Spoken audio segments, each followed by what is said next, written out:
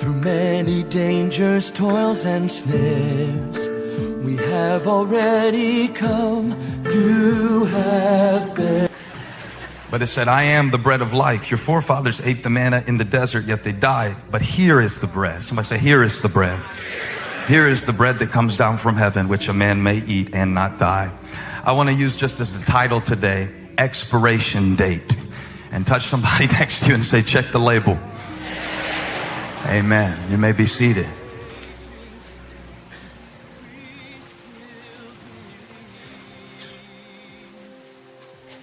It's so crazy how you can think you really know somebody for years and then they just do something that makes you question everything you thought you knew about them. You know, it really should be in your relationship with God that you think you know him, you think you know what he's like, and just as your life experiences accumulate and just the ways that you witness him working in your life that you didn't expect and that you didn't predict and that did not fit your preconceived notions of what God was like 18 years ago, he doesn't change, but the way that we see him should and must. It must expand. It must, y'all won't like this word because you think it's like an atheist word, evolve to include the parts of who he is that we didn't know about in our arrogance and our pride. Because as we become broken by the trials of life, it leaves spaces for God to get in, and he couldn't get in when we were all sealed up tight by thinking we were perfect. But then when you live a little while, wave at me in the back. When you live a little while, you get about to that age where you start to say, well, I thought I saw everything. I thought I knew who was a good Christian and who wasn't. I thought I knew what God would always do and what God was always like, but he was just always surprising them in the person of Jesus Christ as he walked the earth. He was showing them progressively who he was. And he wasn't changing to be something that he wasn't. They were just seeing what he had been all along.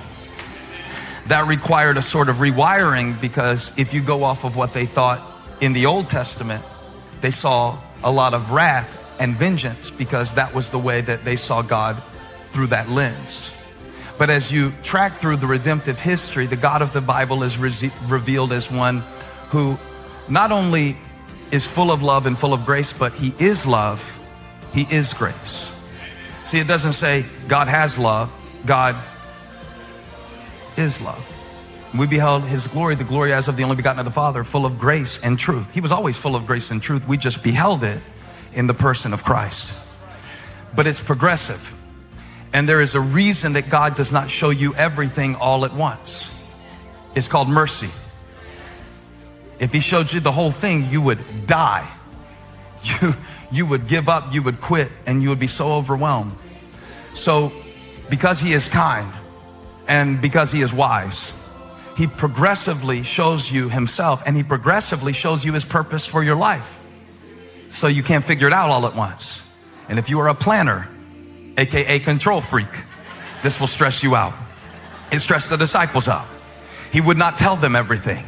They would show up to preach. He'd be like, hey, I'm gonna preach a little bit. In fact, it's worse than that. Okay, John chapter 6. He's like, let's get away. John the Baptist has just been beheaded. Things are going crazy. Let's get away. He didn't tell them there'd be a crowd waiting on the other side. Not because he didn't know, but probably because he knew they wouldn't go with them if they knew. So some things God does not show you about what's waiting for you on the other side because he knows you won't go if he tells you what's there. So he'll get you there and then show you the reason that he came to begin with. Well, he starts healing people, right? He starts blessing. He starts teaching. It gets late. The disciples, I know you've heard this story before, even if you only went to church once. It's like Hall of Fame Bible story. 5,000 men, women and children, 5 loaves of bread, 2 fish, 1 little boy who Peter beat up and took his lunch. I put that in. It's a speculation. It's a speculation. Just thinking about how that boy gave his lunch. I have kids. I've never seen them voluntarily give anything to the Lord. And so, or anybody, but there's this sense in which they were gleaning what they could about the identity of this Christ that they chose to follow by the activities that they saw him do. And yet what got confusing was that a lot of times people would get so caught up in what he did that they would miss the point of who he was. So John gives us 7 statements in his gospel alone that he collects that start with the name of God that was revealed to Moses at the burning bush. I am. This is the first one. I am the bread of life.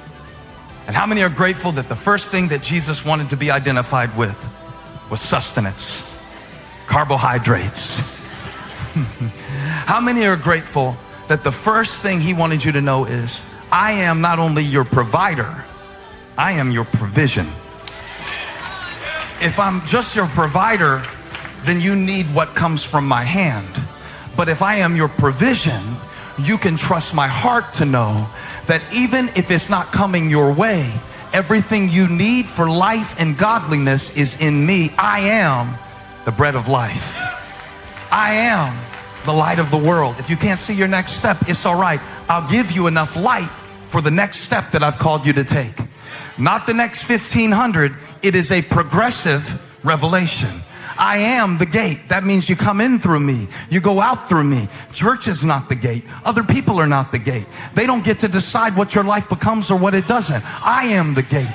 I am the good shepherd. I will lead you through the valley of the shadow of death. It's just a shadow because I am the resurrection and the life. Even the things that have died in your life are subject to resurrection. I serve notice on dead bones. If the breath of God hits the bones in the valley, they have to rise up and live in the name of the Lord. I am the vine, the true vine. There's imitators, there's substitutes, but they can't sustain you. I am the bread of life. And in order to get them to see it, he has to bring them all the way back to their experiences. And many of these experiences happened before they were ever around. And in order to get you to see that God is your provider, I want to show you something from Exodus chapter 16 that really speaks to me about how in some seasons of my life, I feel like the demand is greater than the supply. The disciples weren't the first one that got put in a situation that was too much for them. So I'm preaching to people who are looking at too much in an area of your life today. And I believe if nothing other than the device that is in your pocket, we are living in a time of too much information. They're showing us now through studies on compassion fatigue that by knowing everything bad that happens in the world, we are becoming unable to mobilize to do anything about the real things that we can affect because we are so overwhelmed with too much. Too much. The disciples saw the crowds. They said, it's getting late, Jesus. This is John chapter 6. Before he said, I'm the bread of life. This is what led up to that statement. This is the story behind the statement. He wasn't just saying something out of context. He took the bread and multiplied it and everybody was fed. But before that happened, the disciples' tendency was like the same tendency we have when it's just too much. Send them away. Send them away. It's just too much. I can't fix it all. It's too much. It's too much debt financially. I don't even know where to start digging out of this. It's just too much. It's too much on my schedule. It's too much. And then if the spirit of too much stays on you too long, it'll become the spirit of not enough. And so then you start evaluating your potential on the basis of your experiences. And what God is so good at in moments like these in our lives, if you're in a moment like that in your life, and I know I certainly have been, where you start sending opportunities away because you don't believe you have the resource to meet the need. You can relate with this passage and this statement, I am the bread of life. So recently, and I'm going to share with you Exodus 16 in a minute, I didn't forget, but I started noticing that I was turning down things that I believe God wanted me to do, but it wasn't even because I was too busy to do them. I started to feel like I didn't have enough to give, and it started scaring me that maybe I was going to get out there to try to do it, and I wouldn't have what people expected me to have. So I started to send stuff away that God was trying to bring to me to multiply his provision and to use me, which is what I wanted. But when you stay in the spirit of too much long enough, it becomes a deep feeling of not enough. And I believe that I'm looking at people today. I believe it's a cultural epidemic, that we have never been in a time where we have felt more deprived and depleted and insufficient to face life's challenges, because we are constantly exposed to the world's entire need all at once. So Jesus says, your fathers ate manna in the wilderness. Last week, I talked about the wilderness, and I talked about finding your water in dry places. That God will always put a rock where water will come from, even in the driest, most difficult seasons of your life. And how that when you're too hungry or too thirsty, you become susceptible to substitutes, which is why you can be tempted to turn stones into bread. The wilderness passage, which Jesus demonstrated by overcoming temptation, and the nation of Israel succumbed to the temptation, is mentioned in Exodus 16. Remember that they came through the Red Sea. They had been in Egypt for a long time, suffering under slavery. And after they came through the Red Sea, they dwelt in a place called the wilderness. That wasn't the name of it. It was several stops along the way. For a little while after they left Egypt, apparently they had some snack packs. But at the point that the food ran out, they were caught in an interesting situation. Just like the disciples in John 6, where we're in a remote place and we don't have enough to do what we need to do. And I want you to look at the scripture, because it's kind of a test that some of you are dealing with right now. The "do you trust me now" test. You get so many opportunities in your life to trust God again. And every time you trust Him on a different level, in a different scenario, you see a different dimension of who He is and what He can do. Now look at this in Exodus chapter 16, if I can ever find it.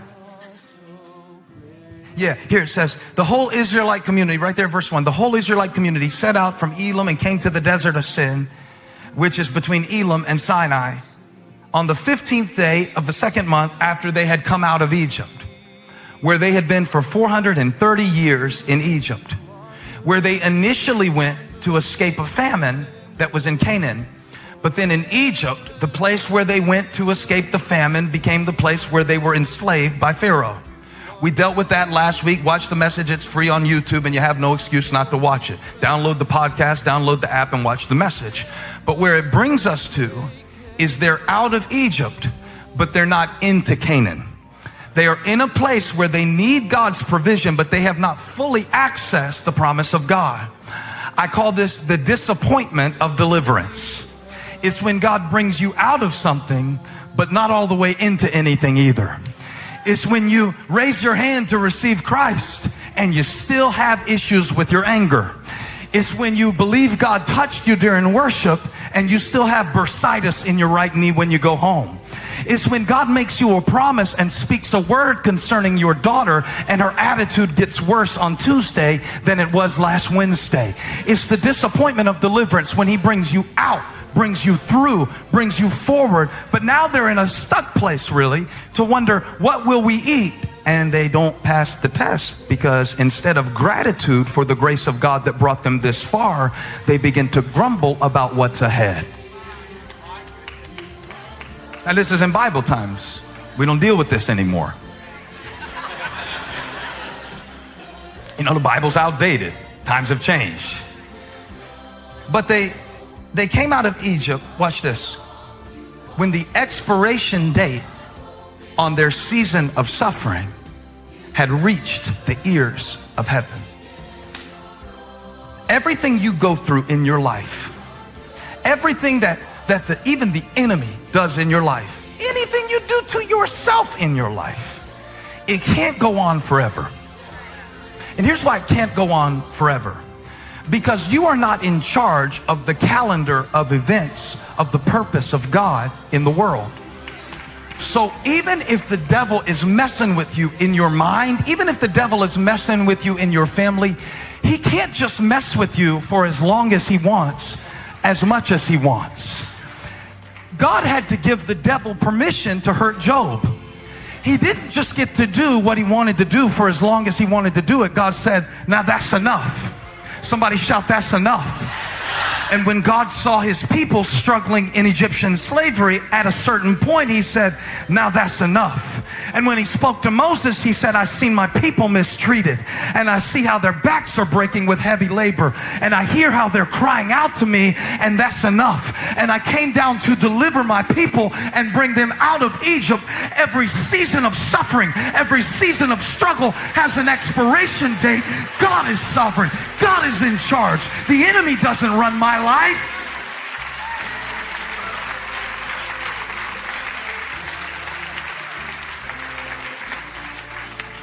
So when that ended and a month passed, they've come through the Red Sea, but now they need something to eat. And this is why I thought Jesus brought it up to say, I am the bread of life. Just like I did it then. Watch this. Just like I did it in that period of time. Just like I took care of you before. Just like you didn't know how before and I did somehow. I am. Just like I was, I am. And just like I am, I will be. I haven't been giving y'all any love this whole sermon, but this is for this section, 5th row, this section. I am, I was, I will be. I am, I was. How you know I am? Because I was. How do you know I will be? Because I am. How you know I am? Because I was. There is a testimony in your life to the faithfulness of God that will enable you to trust him in this season. And you just get to do it over and over again. If you trust God with one test, you get to trust him with another. Algebra 2 is your reward for passing Algebra 1. I don't like that.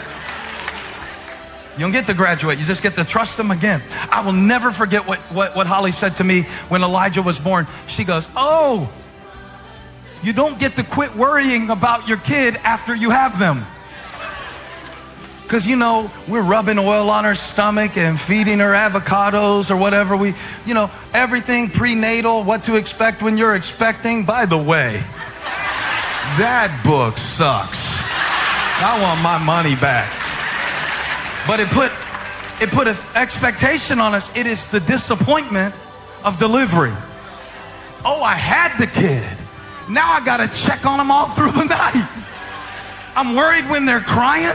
I'm worried when they're quiet. I'm worried. And now, not only do I get to trust the life of my child to God when they're a toddler, because that's scary. You run around the house protecting them from everything, you know? Well, the first one, I mean, we have 3. By the third one, you figure it out.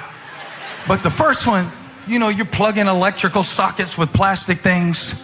Then you get to trust God when they're a teenager. And they don't make one of those plastic plugs for their friends.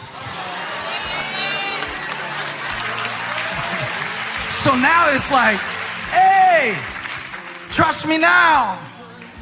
Trust me deeper. Trust me broader. Trust me greater. I am, because I was, and I will be too. It's the kind of God that I am. The bread of life. Here is the bread. And I'm going to show you 2 things that keep us from trusting him now. 2 things that keep us from trusting now. They're in the passage. It says, in the desert, the whole community grumbled against Moses and Aaron. I wanted it to say they were grateful to Moses and Aaron because of all the courage that it took to lead us out of Egypt and stand before Pharaoh and last through the duration of the 10 plagues. But no, people tend to forget. People tend to focus on what's missing. And then they tend to have a selective memory. Because sometimes what keeps you want to take notes, this is the only chance you have the whole sermon. What keeps you from trusting God in the present is your attachment to the past. It's like when you've been in Egypt too long and you've been gone for a month and you start remembering it different than it really was. It's a selective memory. I don't mean to start any marital fights here, but sometimes even in a relationship, it can be a selective memory of what I said and what you said. Well, that's what's happening here. It's a selective memory. It's like, watch this. Watch what they say. In the desert, they grumbled. Verse 3, the Israelites said to them, if only we had died by the Lord's hand in Egypt. Remember, they were crying God to take them out of Egypt. But now they're saying it would have been better to die there, because there is the verse on the screen. Shout the word there.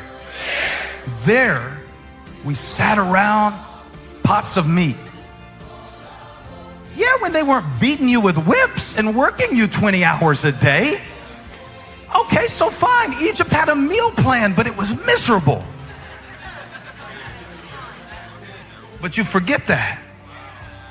And you choose familiarity over freedom. Wish we were back in Egypt. Big old pots of protein. The Golden Corral meat section of Egypt. Pots of meat. All the food we wanted. Buffet. $7.99.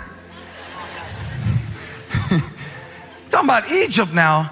They gave you mud and made you make bricks without enough straw, but you don't remember what they didn't give you in Egypt. 7 pots of meat, ale, food we wanted. You brought us out into this desert to starve the entire assembly to death. The people you try to help the most will often turn on you, but that's a life advice. That's not what the message is today. The Lord said to Moses, all right, I'm going to kill them all. Now watch this. This is how you start out thinking God is. This is for most of us. And I'm preaching in the South, United States of America. We got churches all over.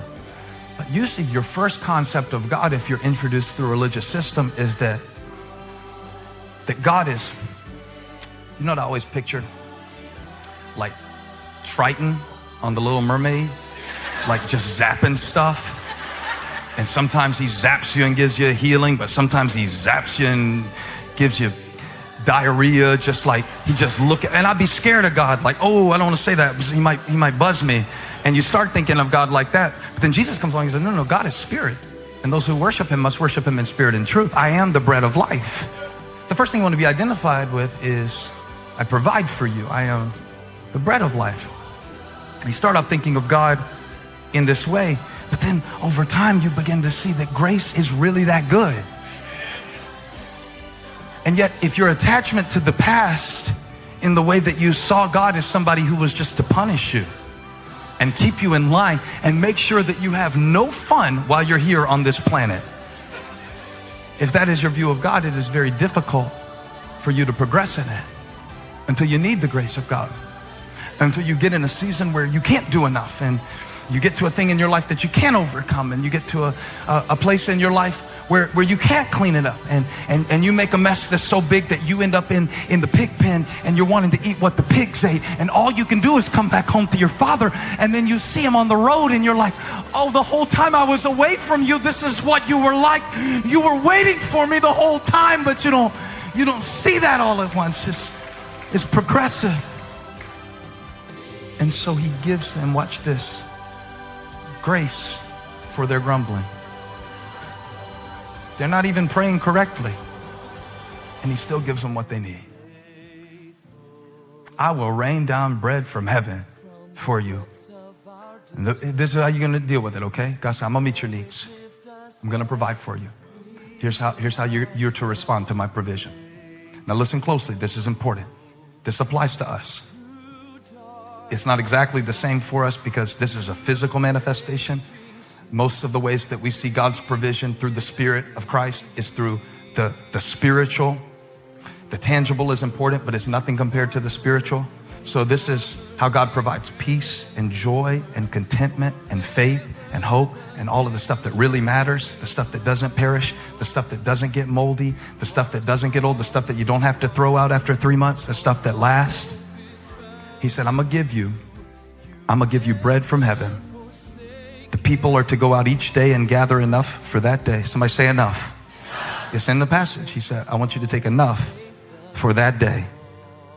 In this way, I will test them to see whether they will follow my instructions. I want to test them to see if they trust me. I want to know, do you trust me? Do you trust me enough to believe that I am enough? And do you believe that if I am enough, so are you? Because if I'm in you and I'm your God and I made you and I put you in a situation, I would never put you in a situation that I would not make you enough for. Thank you for watching the Elevation Church YouTube channel. Don't stop here. Join the eFam, our online extended family, and join us live every Sunday. Subscribe to this channel so you don't miss a single video or live stream, and share this with a friend. You can also support the ministry by clicking the Give Now button to help us continue to reach people around the world for Jesus Christ.